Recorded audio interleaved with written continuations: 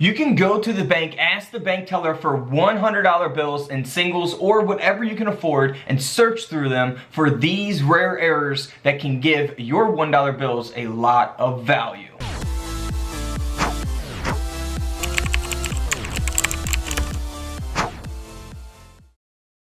So welcome back to Couch Collectibles. Hope you guys are having an awesome day. We got a new setup here in the back, new place, new location. So thank you guys so much for the support during the moving process. It was pretty stressful. So I'm glad to be back with some new videos. Let's hop into this first one. Videos are going to start being not different, but I'm going to try to make them better quality. This first one probably going to be similar to the previous videos, but we're going to start off here first with the 1969 $1 bill. Now this Federal Reserve note here looks like a very normal $1 bill on both sides. However, we want to pay attention to the numbers on the bill, the serial numbers. So these numbers are supposed to match as well as the letters on both sides of the bill. Now, you can look for this not just on $1 bills, but on fives, all kinds of different denominations, right? So the number here on the left side of the bill starts with 689, but here on the right side of the bill, it starts with 679. So that second digit is mismatched. The 8 on the left side is mismatched with the 7 on the right side. So you can actually have a digit missing, anywhere in the serial number. It doesn't have to be the second digit. It could be the first digit. It could actually be the prefix letter, like the F and the A here next to the numbers, or it could be multiple numbers in the bill. So keep that in mind. That will give your bill a lot of value. Now, what also gives the bills value, just like coins, is the conditions. So if you have a bill graded, just like if you have a coin graded, it's going to have a number. Of course, the higher the number, closer to 70, the better the condition the bill or the coin will be, which will give it a lot more value the better the condition it's in.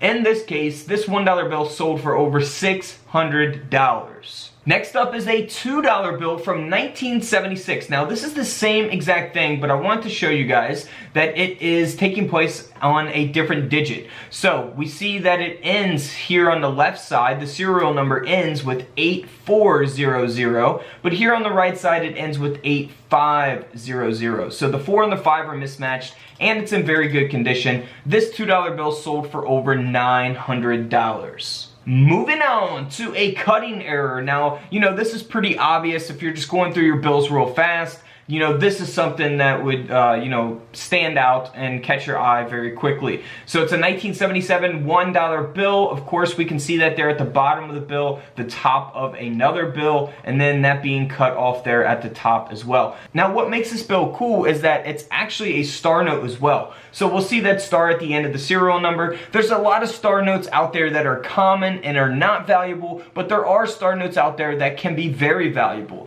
In this case, it's cool that it's a star note and a cutting error because star notes are used to replace other bills. So having an error like this on a star note is very unique. That's why the $1 bill sold for over $400. Next up is a gutter fold. We've talked about these in some previous currency videos here on YouTube, but this one here is pretty unique. It's got 3 different folds there. So the bill or the paper was folded when the design was printed there onto the paper. So we can see that once you unfold the bill, unfold the paper there, you can see the gap in the lines there where it was folded. So that is a pretty unique type of error as well. This $1 bill sold for over $350. Now here's something that I've shown in a previous video as well. It's a 1977 $1 bill. It does have an insufficient inking error, which we see that it is missing the seals and the serial numbers on the bill. And that will give it value along with its condition.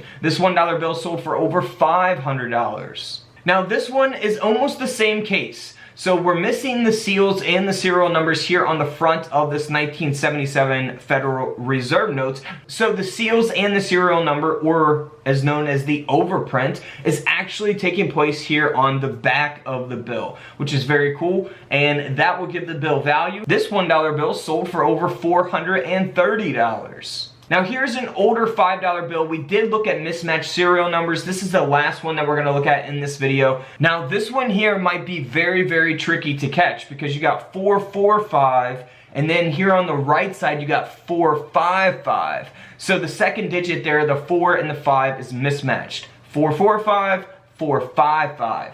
Ooh, that one's a close one. You really have to pay attention very close to that one. So it is in very good condition as well. This $5 bill sold for over $525. Here's a 1985 $1 bill. It's not in the best condition, kind of a more lower grade in comparison to some of the bills that we've been looking at. But this is a misalignment error there with the overprint, with the seals and serial number. Very obvious, something like this. Of course, you don't have to, look very closely at the bill or anything. This $1 bill sold for over $200 in that condition. Not too bad. Now here is a 1988 $1 bill. We see here on the front, it looks very, very normal, but here on the back side of the bill is where we have that inverted back. So pretty self-explanatory there. Always pay attention to both sides of your bills, and something like this, again, you don't have to inspect very closely. This $1 bill sold for over $870. Could you imagine coming across that?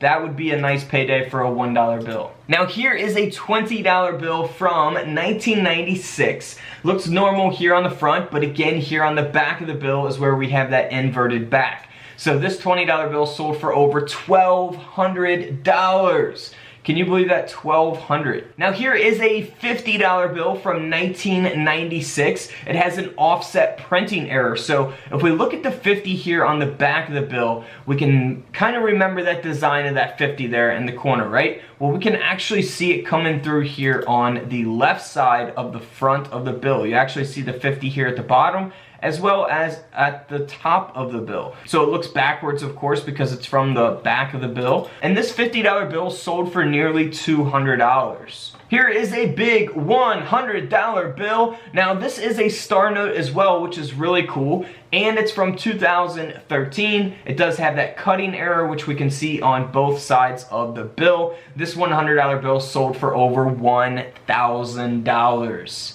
Can't beat that. Now for the web notes, they did produce these 4 different years. So 1988 being a lot of web notes came out of there, and then of course 1993 and 1995. So I'm going to explain kind of the difference between the web notes and regular notes here in a second. But first off, if we look at the top bill here, this is a web note. The bottom one, not a web note. So if we look here where the red square is, you can see just a number 1. And then over here on the regular note, you can see a letter and a number. And then you can see that there on the left side of the bill as well. So the web note is not going to have that on the left side of the bill. And then here on the back is really a good way to tell is that a web note's number is going to be to the right of the phrase, "In God We Trust," and above the E and 1. Now here on the regular note, you will see those numbers to the bottom right of the E and 1.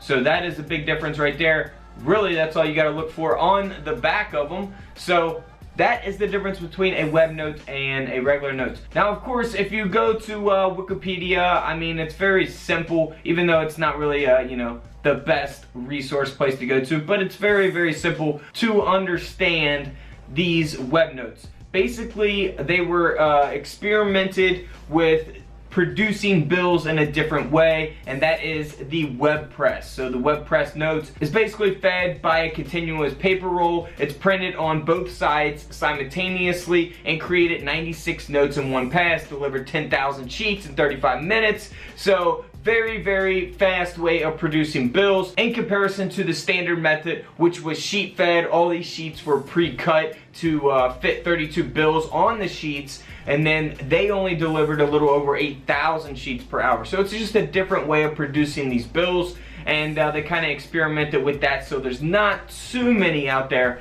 so they are kind of sought after. You can see here that this web note has definitely been circulated. It's got a lot of creases. It's not in good condition. It's definitely worn. However, you can see that one little number there, 4, and then if we go here to the reverse of the bill, you see that one little 8 there, sitting there right next to the phrase, "In God We Trust." So this bill here only sold for $7, but I'm going to show you more expensive ones as we go here. Moving on to a 1988 Web Federal Reserve note. Now you can see here we got the 4, and then here on the back we got the 6, and this dollar bill here sold for over $30. So nothing too crazy, but let's keep moving on. Now here is a web note that is actually an error note as well. So it's got an inverted overprint error taking place here. So very noticeable error.